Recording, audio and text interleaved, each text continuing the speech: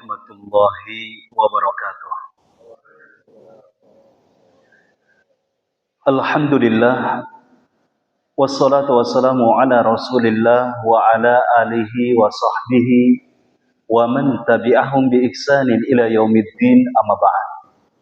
Hadirin jamaah salat maghrib yang semoga dirahmati oleh Allah Ta'ala, marilah kita bersyukur kepada Allah Ta'ala yang telah melimpahkan nikmatnya yang banyak kepada kita. Ada nikmat iman, ada nikmat Islam, dan juga nikmat-nikmat yang lainnya. Karenanya Allah Ta'ala berfirman di dalam Al-Quran, wa in ta'uddu ni'matallah la tuhsuha.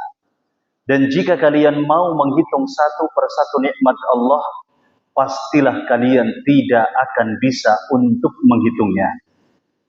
Kemudian salawat serta salam semoga tetap terlimpahkan dan tercurahkan kepada Nabi Muhammad sallallahu alaihi wasallam, yang dengan sunnahnya kita dapat memahami agama ini dengan benar.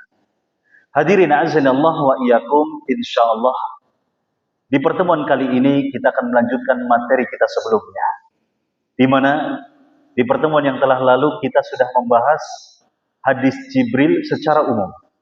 Dan di dalam hadis Jibril ini terdapat poin-poin penting yang wajib diketahui oleh seorang muslim tanpa terkecuali. Apa saja poin tersebut? Pertama, apa itu Islam? Kedua, apa itu iman? Ketiga, apa itu ihsan? Dan tentang tanda-tanda hari kiamat. Hadirin azanallah wa iyyakum. Semua ini adalah tentang perkara akidah yang harus kita pahami. Pertama, apa tadi? Apa itu Islam? Di pertemuan yang telah lalu kita sudah membahas makna daripada Islam itu sendiri. Ada yang masih ingat, Pak? Ada yang masih ingat? Barangkali mbaknya ingat tidak makna Islam itu apa? Nah, ini ujian pekanan. Ya, barangkali ada yang masih ingat. Islam itu, ya, kata Nabi Shallallahu Alaihi Wasallam adalah antashhada an la ilaha illallah wa anna Muhammadar Rasulullah wa tuqimus shalah wa tu'tiyaz zakah wa tasuma Ramadan. Ya, itu. Terus apa lagi, Pak? Wa tahujjal baita in istata'ta ilaihi sabila. Ada 5. Ya. Dan Islam ini harus dilaksanakan dengan apa? Dengan tunduk kepada Allah. Dengan apa? Mentauhidkan Allah. Kemudian mentaati Allah Subhanahu wa taala dan berlepas diri dari segala bentuk kesyirikan dan pelakunya. Ini dia yang harus kita pahami. Dan kemudian Islam ini perlu kita pahami bahwa satu-satunya agama yang hanya diridhoi oleh Allah hanya Islam. Ya, apa kata Allah dalam Al-Quran? Inna dina indallahil Islam.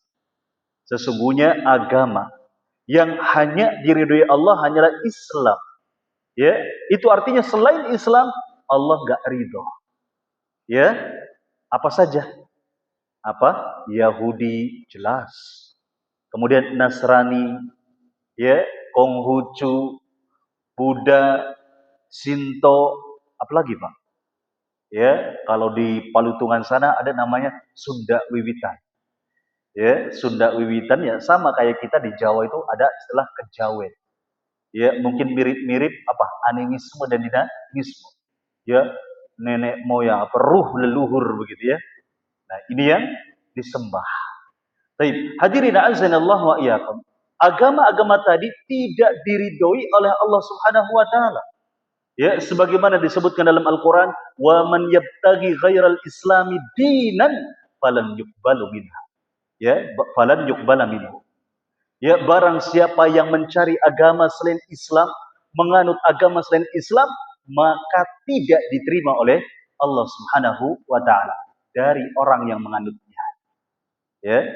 Terus bagaimana, Ustaz? Status orang yang menganut agama lain. Apakah dia punya peluang untuk masuk surga meskipun ia menganut agama misalkan Kristen, ya, misalkan Buddha, misalkan Hindu dan agama-agama yang lain selain Islam? Bisa nggak masuk Islam? Masuk apa namanya surga tanpa masuk Islam? Bisa nggak, Pak? Sebab ada tokoh-tokoh agama yang dianggap ulama, ya, ada. Mereka mengatakan bahwasanya orang-orang di luar Islam itu punya berhak untuk selamat nanti di akhirat, meskipun mereka berpegang dengan agama-agama mereka, ya. Bahkan semua manusia itu mulia apapun agamanya. Kira-kira bagaimana kita menjawabnya, Pak? Ya, kita katakan bahwasanya itu perkataan yang tidak benar. Ini dalilnya. Bahkan Allah Subhanahu wa taala secara tegas disebutkan dalam surat Al-Bayyinah, innal ladzina kafaru min ahlil kitabi wal musyrikina fi nari jahannam khalidina fiha ulaika hum syarrul bariyah. Sesungguhnya orang-orang kafir dari kalangan ahlul kitab dan orang-orang musyrikin, mereka kekal di dalam neraka selama-lamanya dan mereka adalah seburuk-buruk manusia. Ingat, Pak, ini Allah tegas sekali bahwasanya orang selain orang muslim itu orang yang buruk, seburuk-buruk manusia. Kenapa? Karena mereka menyekutukan Allah, karena mereka tidak menyembah Allah Subhanahu wa taala, karena mereka nggak percaya dengan adanya Allah Subhanahu wa taala. Jadi ini bantahan, ya, bagi orang-orang liberal yang mengatakan bahwasanya semua agama itu sama, semua manusia itu mulia. Ya, ini ya syubhat, sebuah penyimpangan yang tidak boleh kita terima begitu saja. Ya, akan tetapi ya bukan berarti kemudian kita buruk perilakunya kepada orang-orang kafir. Ya, meskipun kemudian Allah mengatakan syarrul bariyah, tapi kemudian Nabi Shallallahu Alaihi Wasallam menjelaskan apa kehendak Allah. Innallaha katabal ihsana ala kulli syai'in. Sesungguhnya Allah Subhanahu wa taala memerintahkan untuk berbuat baik kepada segala sesuatu. Ya, artinya tetap kita harus bermuamalah dengan cara yang baik. Berbisnis, misalkan kita jual beli, ada kata kita sebagai pembeli, ya, ya harus benar begitu ya. Ada kata kita sebagai penjual, misalkan menjual produk kepada orang kafir, ya harus adil. Ya, jangan sampai mentang-mentang misalkan mereka orang kafir kita zalim.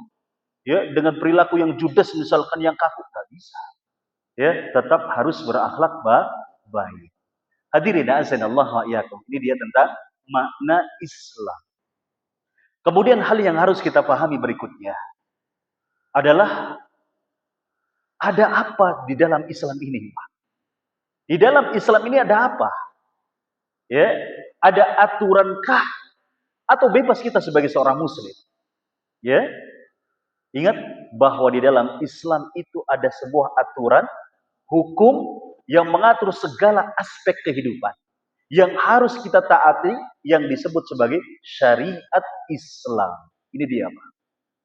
Apa bedanya dengan syariat atau aturan hukum dibanding dengan agama yang lain? Kalau agama yang lain, Pak, seperti Konghucu, ya, seperti apa lagi? Buddha, Kristen, ya, semuanya itu aturan-aturan mereka di dalam agama itu yang buat siapa? Manusia. Pendeta-pendetanya yang buat. Begitu ya. Sehingga apa? Banyak sekali pertentangan satu sama lain. Kita ambil contoh. Di dalam agama Kristen itu ada beberapa macam kitab Injil. Ya tidak? Ya, ada Injil Yohanes, ada Injil apa lagi? Matius kalau tidak salah ya. Ada Injil apa lagi? Banyak. Dan satu sama lain antara satu kitab Injil dengan Injil yang lainnya itu saling bertentangan. Ya, sebagian hukumnya, sebagian aturannya. Ya, kenapa? Karena memang yang buat manusia. Sedangkan Al-Qur'anul Karim yang buat adalah Allah Subhanahu wa taala. Syariat Islam ini yang buat adalah Allah Subhanahu wa taala. Pertanyaan berikutnya, apa sih makna syariat dan apa sih tujuan syariat Islam ini? Ya, makna syariat Islam ya adalah aturan yang diberikan oleh Allah, yang diturunkan oleh Allah kepada siapa? Kepada Nabi Muhammad sallallahu alaihi wasallam. Ya, untuk mengatur apa? Segala macam aspek kehidupan. Ya, entah itu dalam perkara akidah, entah itu dalam perkara ibadah, entah itu dalam perkara muamalah, entah itu dalam perkara akhlak, ya, apapun itu diatur dalam Islam. Bahkan dalam urusan sengketa pun penyelesaiannya diatur dalam Al-Qur'anul Karim. Ya, ini hal yang harus kita paham. Ya. Kemudian tujuannya apa syariat ini? Ya. Apakah ada tujuan yang jelas? Jelas ada. Kalau kita dalam bahasan fikih, ya, ada istilah maqasidus syariah. Ya. Tujuan-tujuan syariat itu apa saja? Ini ilmu lumayan tinggi, Pak. Ya. Ini dipelajari jarang sekali hal ini dipelajari di majelis-majelis. Ya, ini bukan saya sombong ya, bukan. Sebab banyak majelis-majelis ilmu itu cuman formalitas. Yang penting ada gitu ya kajian. Nah, tetapi melalui kitab ini Riyadhus Shalihin, Al-Imam An-Nawawi rahimahullahu taala benar-benar menjadikan kitab ini sebagai jalan agar kita benar-benar menjadi orang yang soleh, paham tentang ilmu agama. Ya, melalui kitab Riyadhus Shalihin. Ya. Hadirin azanallahu wa iyyakum. Adapun kemudian tujuan daripada syariat Islam ini adalah ada 5 tujuan. Yang pertama apa? Adalah hifdzuddin, menjaga agama. Ya, tujuannya apa? Menjaga agama. Nah, apa bukti bahwasanya syariat Islam ini ya menjaga agama? Dilarangnya kita untuk apa? Melakukan penyimpangan yang bisa merusak agama. Contohnya apa? Kesyirikan. Ya, contohnya apa? Pergi ke dukun. Ya, contohnya apa? Kekufuran. Dan wajibnya kita untuk terus menuntut ilmu syar'i agar agama kita terjaga. Kalau kita nggak nuntut ilmu, Pak, ya, kalau kita nggak nuntut ilmu agama, yakin, Pak, kita cuman statusnya Islam KTP saja. Ya, karena kita nggak kenal hakikat Allah itu siapa, cuman taunya Tuhan. Kita nggak kenal agama kita itu apa, syariat apa, iman itu apa. Akhirnya apa? Kita cuman Islamnya KTP. Ya, dan orang-orang yang Islamnya cuman Islam KTP ini rentan terhadap penyimpangan. Ya. Betapa banyak penyimpangan terjadi karena apa? Kebodohan. Orang yang bodoh, mohon maaf. Ya, setiap kita ini ya awam, setiap kita awam, ya, saya bodoh masih. Tapi beda bodoh atau jahil murakab dengan bodoh yang pengen bener, pengen pinter itu beda.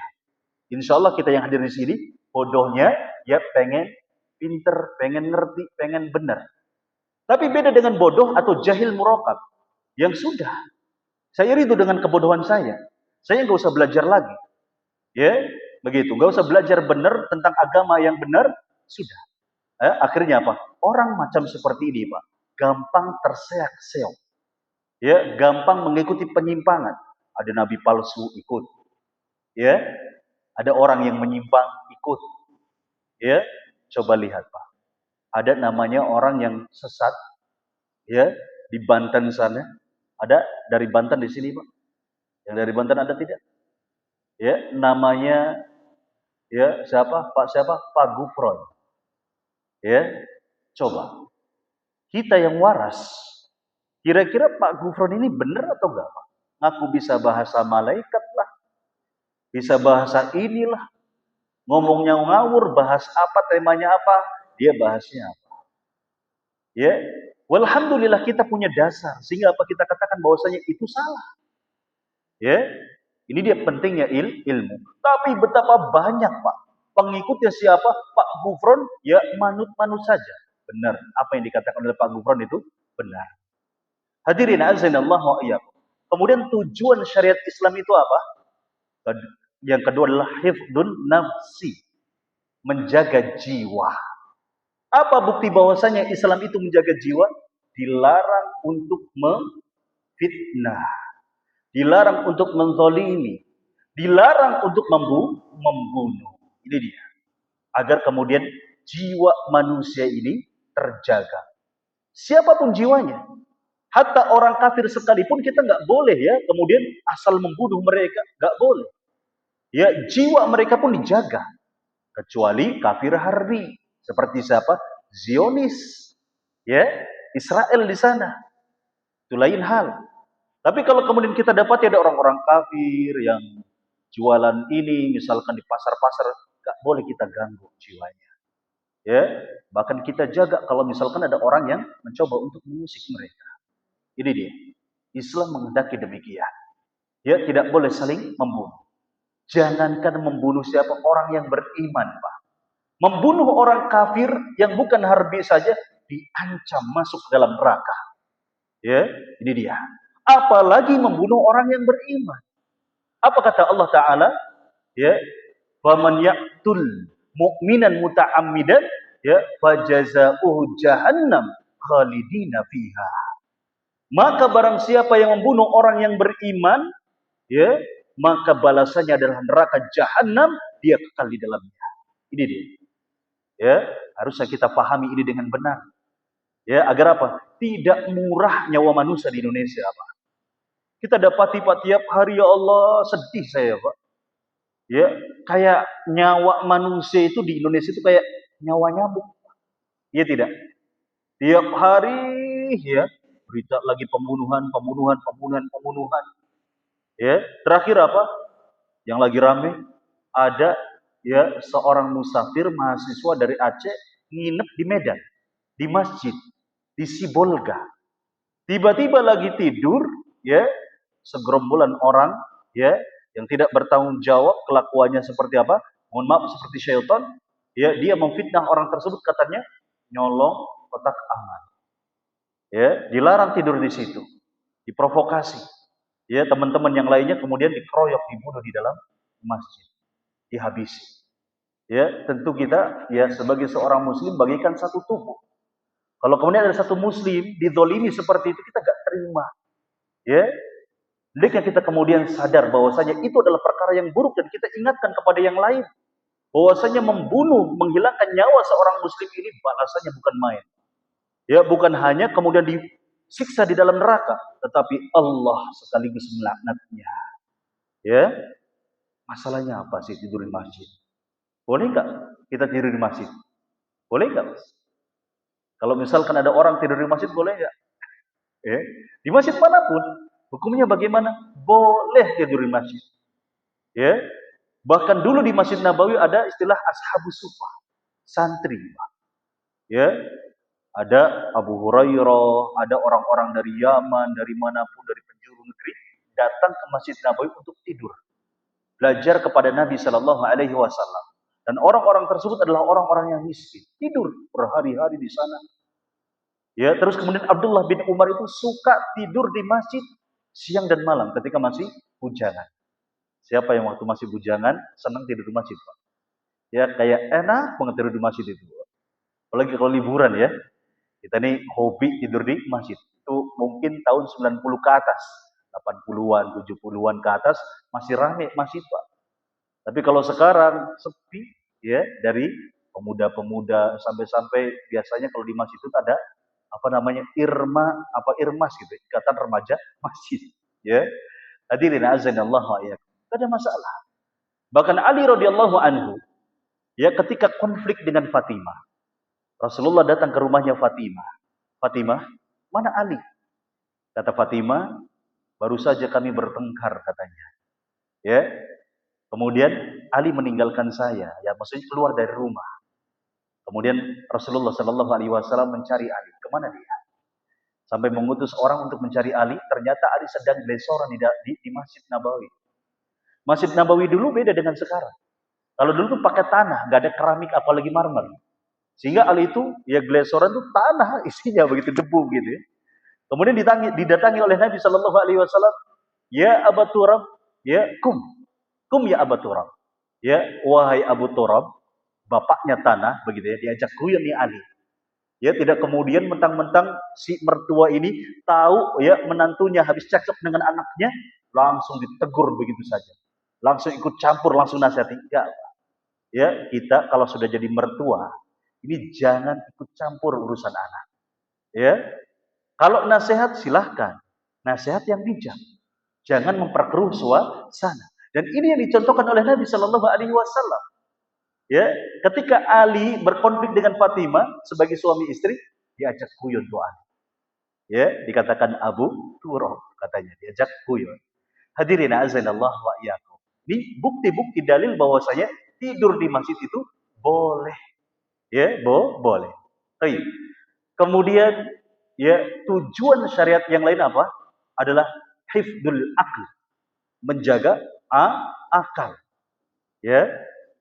Apa bukti bahwasanya syariat Islam ini menjaga akal manusia? Dilarang minum khamr, dilarang mabuk, ya dilarang memakan atau meminum yang bisa menghilangkan akal. Ini dia. Kemudian apa tujuan yang lainnya syariat Islam ini? Adalah hifdzul mal, ya menjaga harta. Ya, tidak boleh kemudian harta siapapun itu diganggu. Jangankan muslim, ya orang kafir saja tidak boleh diganggu hartanya, Pak. Dan ini bentuk keadilan Islam. Dan ini bentuk rahmat ya lil alamin. Bukan hanya rahmat Islam itu diperuntukkan bagi seorang muslim, tetapi hatta orang kafir pun merasakannya. Ya, bukti sejarah menjawabnya, Pak. Dahulu ketika Umar bin Khattab radhiyallahu anhu menjadi khalifah, ya, jadi khalifah dan menunjuk Amr bin As menjadi gubernurnya di mana? Di Mesir. Tibalah saatnya Amr bin As ini sebagai gubernur pengen melebarkan sebuah masjid di Mesir sana. Jadi ada satu masjid pengen diperbesar, Pak, pengen diperluas. Ketika sudah diperluas, makin diluaskan, terkendala dengan satu rumah yang sudah tua, ternyata ini rumah milik orang Yahudi. Maka kemudian Amr bin As mencoba untuk melakukan pendekatan, negosiasi. Ditawarlah rumah tersebut. Dari mulai 2 kali lipat harga tawarnya, ya, kemudian 3 kali lipat ditolak lagi, 4 kali lipat ditolak, sampai 15 kali lipat ditolak. Bayangkan, ya. Akhirnya Amr bin As ini gemes. Sudah, kalau begitu dihancurkan saja rumahnya. Dihancurkan, Pak. Tentu orang Yahudi ini sedih. Ini rumah saya. Ya, kenapa dihancurkan? Coba Pak, saya mau tanya kepada jamaah sekalian. Ya, yang benar Amr bin As atau Yahudi mempertahankan rumahnya? Yahudi. Karena rumah itu adalah haknya dia. Iya tidak? Maka kemudian Yahudi ini mengadu dari Mesir pergi kemana? Ke Madinah. Untuk ketemu Umar bin Al-Khattab radhiyallahu anhu. Sesampainya di Madinah, dia bertemu dengan Umar mengadu apa yang dia alami. Bahwasanya rumahnya dihancurkan oleh Amr bin As untuk perluasan masjid. Maka kemudian Umar menyuruh Yahudi ini untuk cari tulang di tempat-tempat dia sampah begitu. Cari tulang. Kemudian bingung nih, Yahudi ini maksudnya apa sih? Saya ngadu masa suruh nyari tulang gitu ya. Gak ngerti. Kemudian setelah dapat tulang, tiba-tiba Umar menggaris tulang itu ya menjadi 2 bagian. Garis dengan garis lurus ya. Benar-benar adil garisannya itu. Sisi dengan sisi kanan dan kiri itu sama. Lagi-lagi Yahudi nggak ngerti apa ini Umar. Kok kayak main-main gitu ya? Sudah. Ini tolong sampaikan tulang ini ke siapa? Ke Amr bin As. Ini Amr bin As ini orang yang mulia, Pak. Sahabat Nabi. Tapi meskipun demikian manusia biasa. Kadang-kala ada salahnya dalam berijtihad. Nah, ketika tulang itu disampaikan oleh siapa? Si Yahudi ini kepada Amr bin As. Amr bin As tiba-tiba ya ekspresinya kayak orang takut. Ya, kayak orang takut. Makin gak ngerti nih Yahudi. Makin gak ngerti. Loh, kok bisa dengan sebuah tulang seperti ini? Kok Amr bin As jadi takut begitu? Tanyalah si Yahudi ini, kenapa?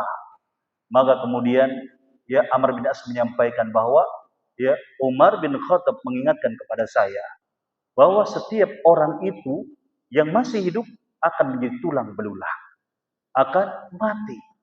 Segala sesuatu kezaliman akan dipertanggungjawabkan pada hari kiamat.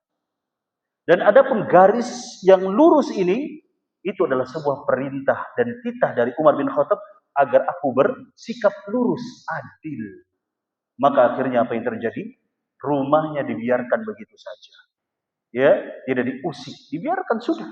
Ya, tanahnya akhirnya rumahnya dibangun kembali, diganti. Ya. Kemudian Yahudi ini apa yang terjadi, Pak?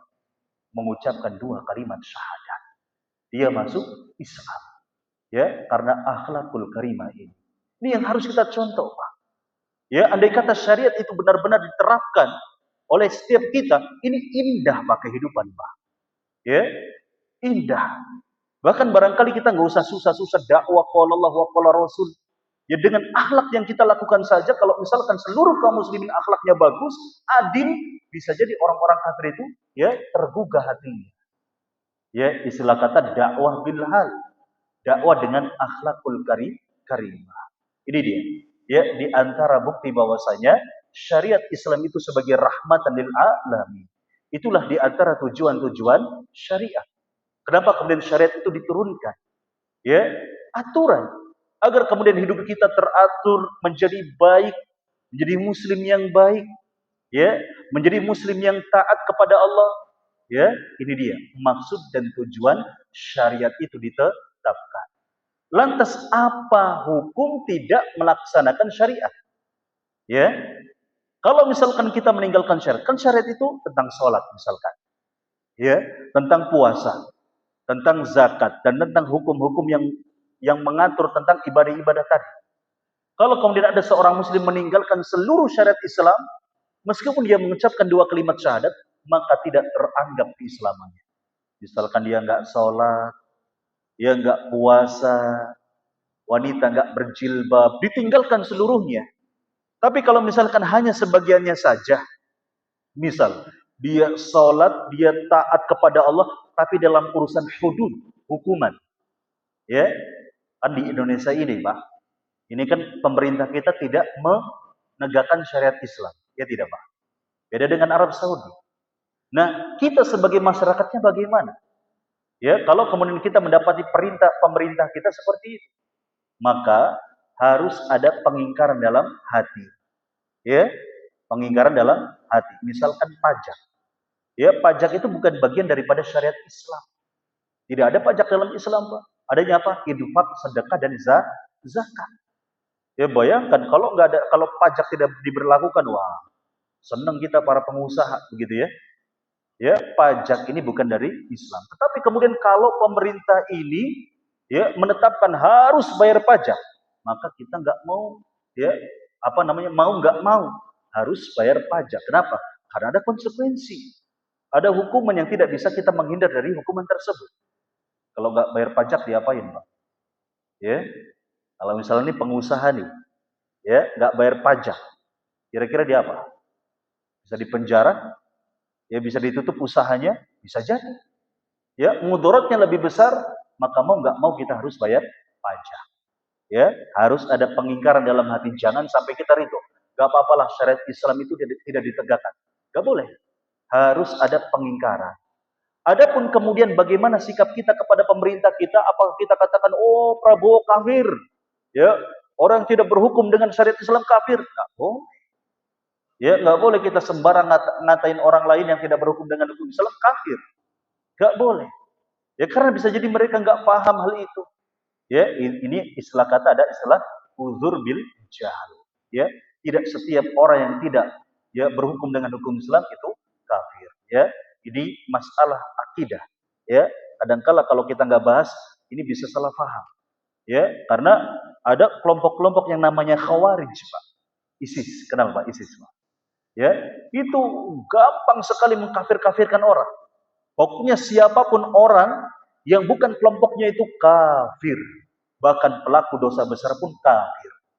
Ya, hati-hati dengan pemikiran seperti ini. Ya, yang semisalnya Syiah sama. Ya, bagi Syiah di luar kelompok Islam itu, di luar kelompok Syiah itu kafir. Ya, dalam ya koridor ahli sunnah tidak seperti itu. Ya, kalau misalkan ada ya masyarakat kita yang tidak berhukum dengan hukum Islam, ya sudah. Karena keterpaksaan, ya sudah. Tidak kemudian menjadi seorang ya kafir. Hadirin azanallah wa iyyakum. Hal ini ya harus kita pahami tentang apa tujuan syariat Islam, apa konsekuensi orang tidak berhukum dengan hukum Islam. Ya, luas sebetulnya pembahasannya. Ya, ini hanya umum saja terkait dengan hukum ya seseorang yang tidak berhukum dengan hukum Islam. Baik, hadirin azanallah wa iyyakum. Adapun dalam syariat Islam ini, Pak, ada pondasinya. Syariat Islam ini ada pondasinya Ibarat kata kalau syariat itu dianalogikan sebagai rumah, ya, rumah itu ada pondasi. Ya, yang mana sebuah bangunan kalau tanpa pondasi hancur. Maka pondasi dalam Islam itu apa? Adalah rukun Islam dan rukun iman. Ya, rukun Islam dan rukun iman. Ya, inilah yang disebut dengan akidah. Ya, tentang keimanan dan perkara usuluddin. Ya, di antaranya adalah rukun iman, rukun Islam. Rukun Islam itu ada 5. Yang pertama apa? Syahadatain. Ya, 2 kalimat syahadat. Ini sebetulnya 2 kalimat syahadat ini 2 hal yang menjadi satu. Yaitu tauhid, yaitu syahadatul tauhid dan syahadatul rasul. Syahadatul tauhid itu adalah syahadatu an la ilaha illallah. Adapun kemudian syahadatul rasul adalah wa asyhadu anna Muhammadar Rasulullah. Kenapa kemudian disatukan? Kenapa?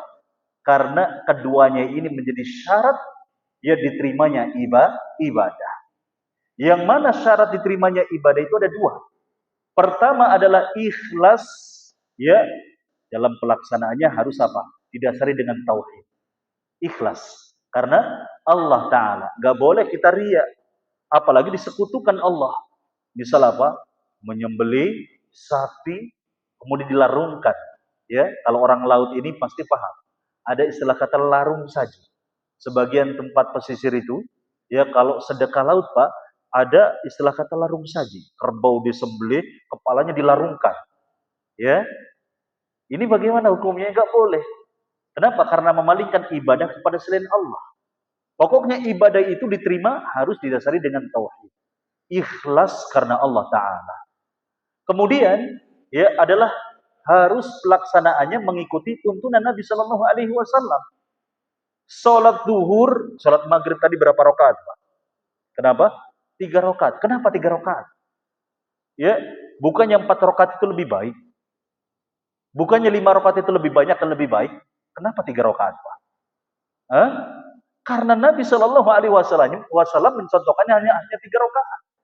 Maka kita sebagai umatnya tidak boleh lebih dalam melaksanakan sholat maghrib. Ya, sholat isya pun sama. Kalau sudah ditetapkan, dicontohkan oleh Nabi Shallallahu Alaihi Wasallam 4 rakaat, ya nggak boleh lebih dilakukan. Mentang-mentang kita masih muda, semangat kuat, 4 rakaat kurang. Apalagi jadi imam misalkan, ya, udah harusnya salam, dia berdiri lagi, kurang gitu ya.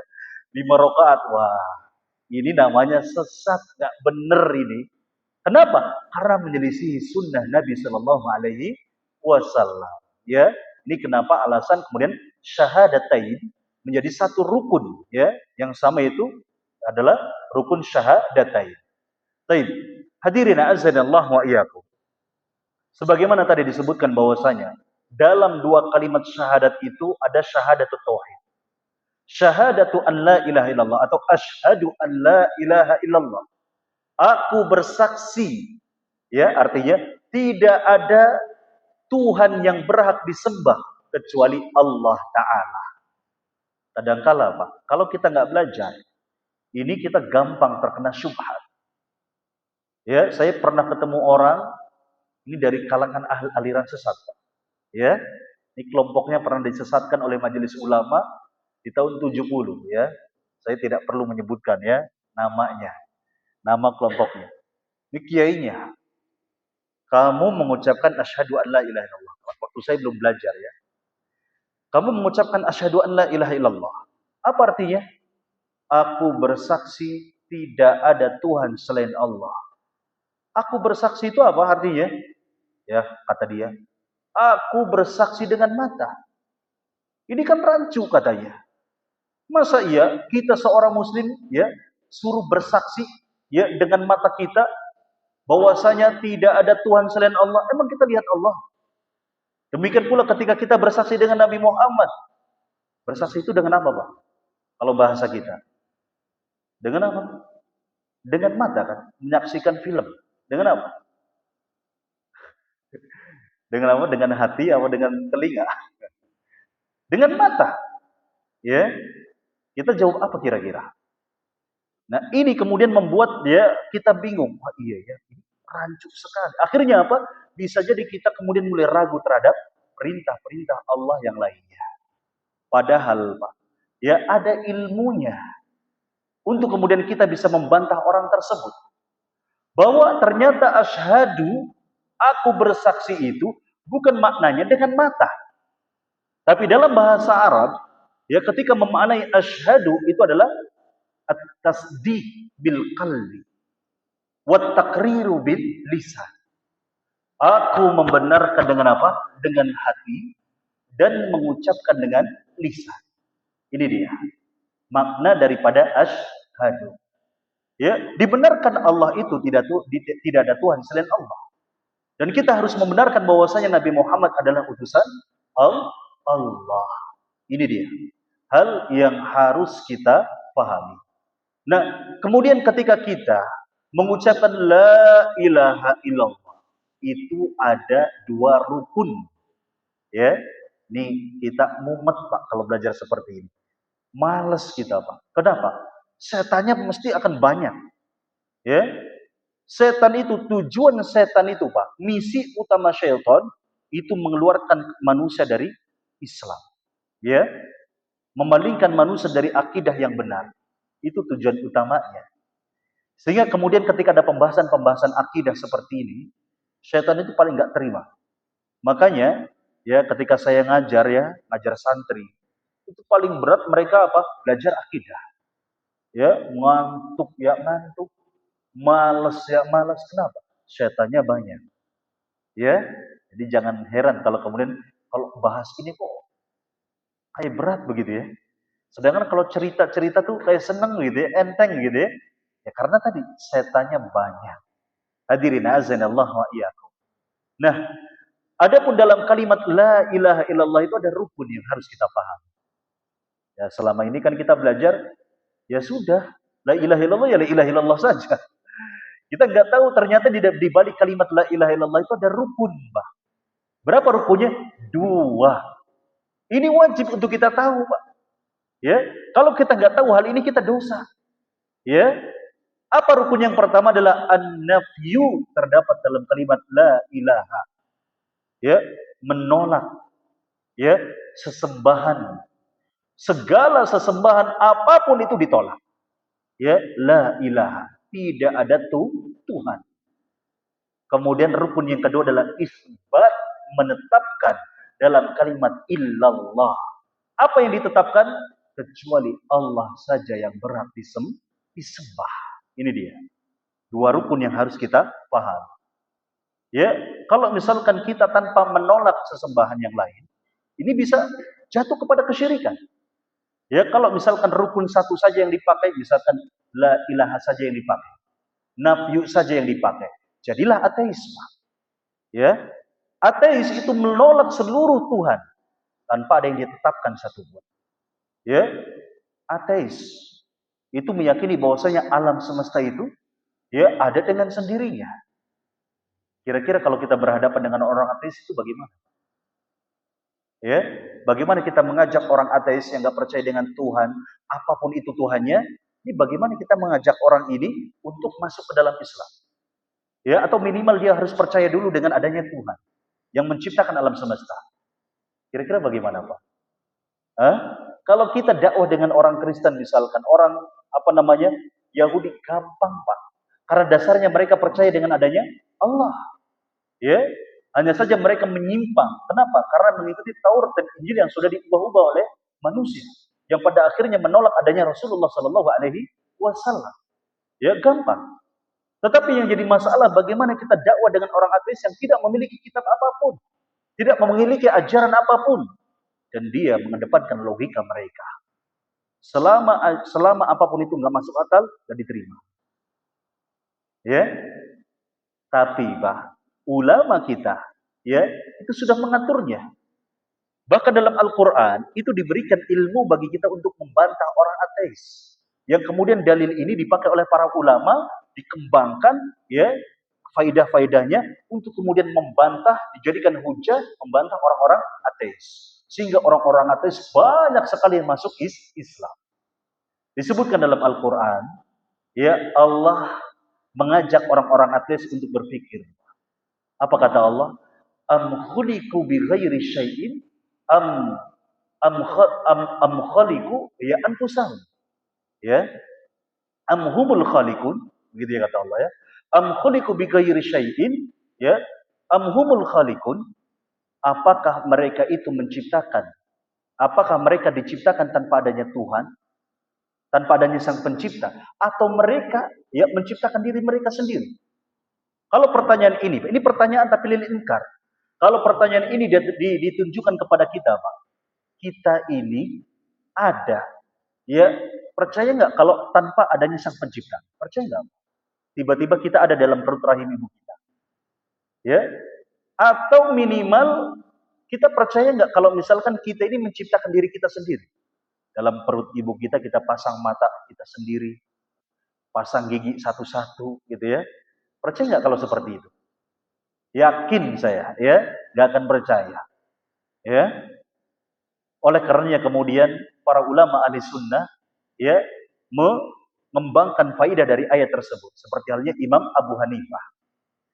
Imam Abu Hanifah ini pernah berdebat dengan orang ateis.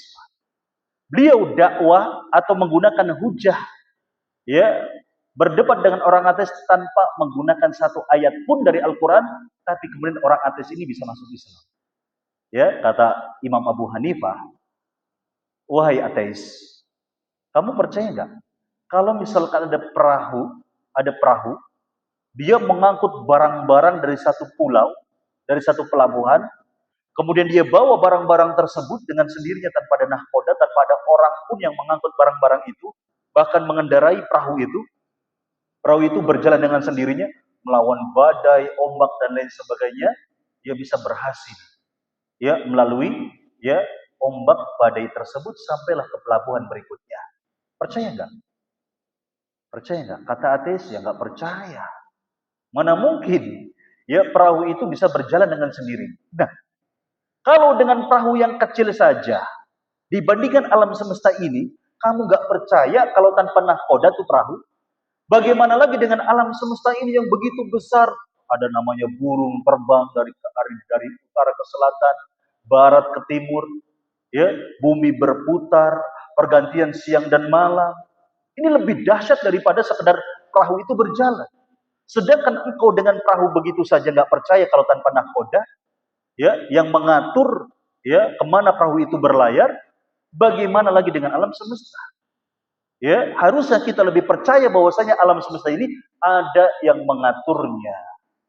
Ateis ini, apa yang terjadi, Pak? Bengong dia, Pak. Mikir, akhirnya Pak, dia mengucapkan dua kalimat syahadat.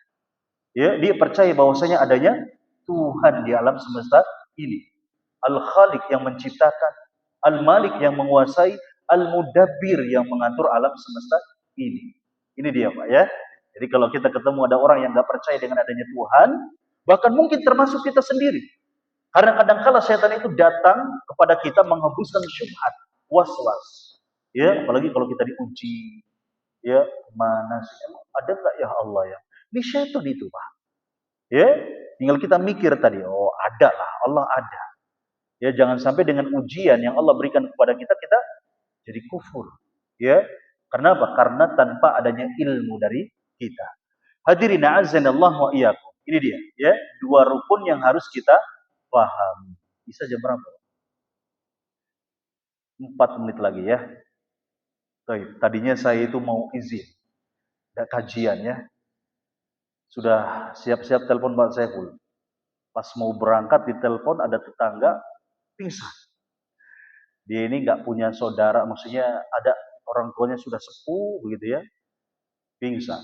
Akhirnya kita bawa masuk ke ambulan, diantarlah ke rumah sakit Ciremai. Mau telepon cuman kiranya ada jeda waktu nih untuk datang ke sini. Alhamdulillah bisa datang ke sini, ya.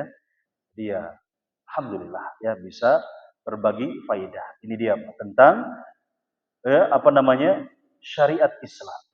Bahwa Islam itu disetting oleh Allah Ta'ala bukan tanpa tujuan. Ya, ini adalah jalan bagi kita agar hidup kita tertata, agar hidup kita benar, menjadi orang soleh, menjadi orang yang bertakwa, menjadi orang yang bermanfaat untuk orang lain. Ini syariat Islam. Ya, tujuannya itu.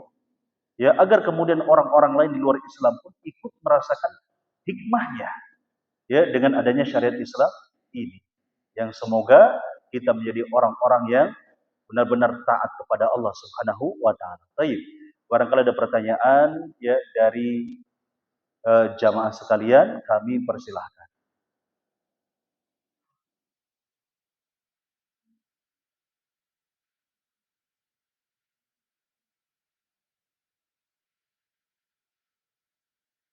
Silakan. Ya, Waalaikumsalam warahmatullahi wabarakatuh.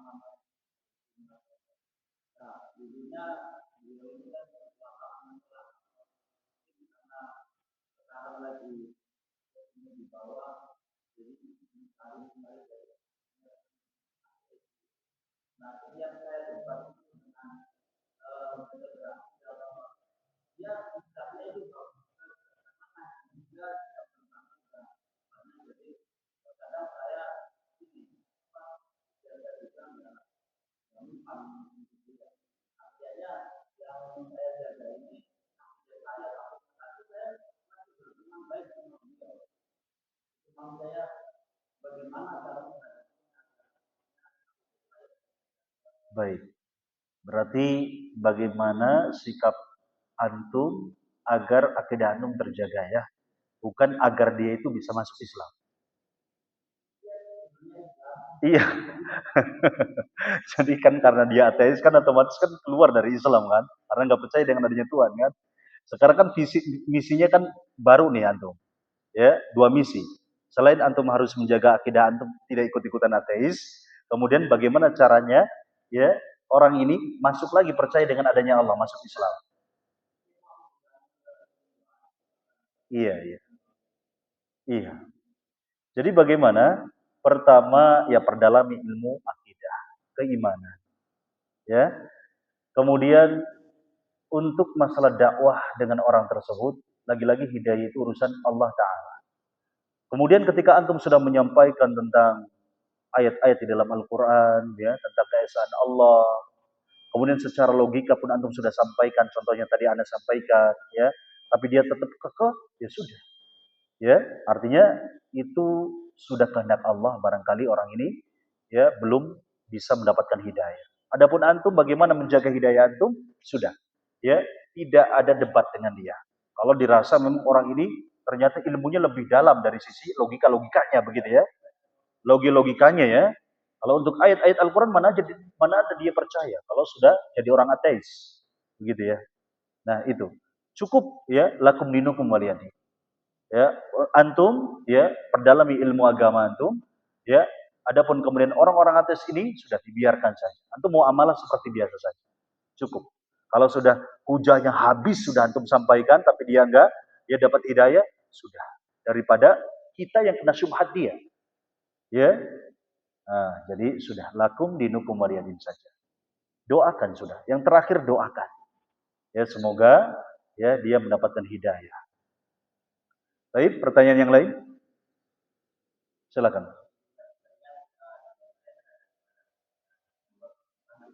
Iya. Baik, ulangi. Hifdzuddin, kemudian iya, menjaga menjaga akal, hifdzuddin, hifdzun nafas, hifdzul akal, terus hifdzul mal, terus satunya lagi terlalu. Baru 4 ya. Terlalu. Terlalu. Saya lupa ya.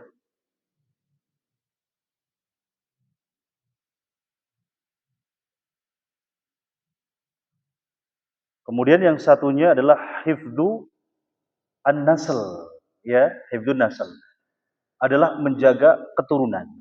Ya, bukti bahwasanya Islam itu menjaga keturunan adalah dilarangnya berzina. Ya, sebab kalau berzina itu, Pak, itu nanti si anak itu tidak boleh menerima warisan dari bapak biologisnya.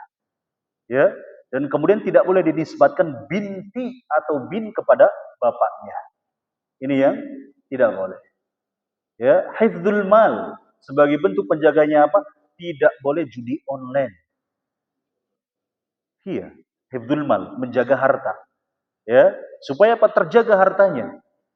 Ya, offline bagaimana Ustaz? Sama aja, ya, online ataupun offline. Ya, itu dia ya, hifdzul apa tadi? Nasl. Ya, menjaga keturunan. Ya, barakallahu. Terus yang lain?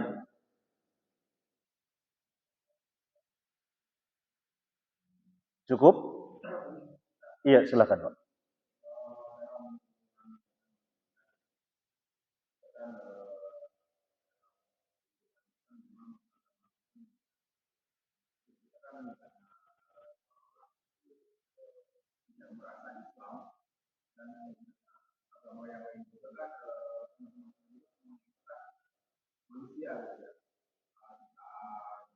Allah.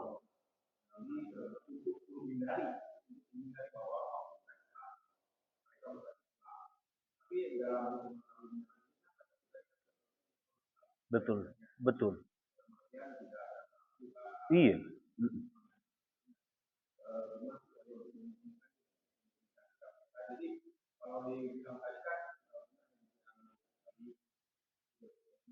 Iya, iya. Iya. Jadi tetap bagaimana supaya kita profesional sikapnya, Pak ya? Cair begitu, nggak kaku begitu ya. Ingat bahwasanya Allah Subhanahu wa taala bahwasanya Nabi Shallallahu alaihi wasallam bersabda atau Allah taala menyebutkan dalam Al-Qur'an wa qulu nasi ya wa apa namanya? Berakhlaklah kalian ya wa khaliqin nasi bi khuluqin hasan. Ini kata Nabi ya. Berakhlaklah kalian dengan akhlak yang baik dengan sesama manusia. Yang mana ketika kita berakhlak baik kepada orang kafir yang bukan harbi, itu kita akan dapat pahala. Ya, jangankan dengan kafir ya berbuat baik, dengan anjing sekalipun kita bisa mendapatkan pahala ketika kita menolong mereka. Ya, bukankah Rasulullah Shallallahu Alaihi Wasallam itu memiliki tangga Yahudi, ya, tetangga Nasrani, Rasulullah tetap berbuat baik kepada mereka. Ya, kenapa? Karena ada nilai pahala di sana. Nah, sehingga kemudian ketika kita ingin luwes berbuat baik mereka tanpa ada sikap-sikap kaku seperti itu, maka ingat ya keutamaan-keutamaan berakhlak baik dengan mereka. Begitu ya. Yang pasti ya asal kita ini tidak terpengaruh agama mereka. Begitu ya. Artinya kalau kemudian ngomongin agama, ya kalau kita hujahnya kuat, siap berdebat, nggak apa-apa. Tapi kalau kita nggak siap, sudah. Ya, kita hanya muamalah biasa saja. Sebagai tetangga, misalkan sebagai klien, relasi, begitu ya. Jadi ingat keutamaan-keutamaan tersebut. Ya, baik. Pertanyaan yang lain? Kalau tidak ada, satu lagi barangkali. Kalau tidak ada, kita tutup dengan doa kafaratul majlis. Subhanakallahumma wa bihamdik asyhadu an la ilaha illa anta astaghfiruka wa atubu ilaik. Wassallallahu ala nabiyyina Muhammad. Wassalamualaikum warahmatullahi wabarakatuh.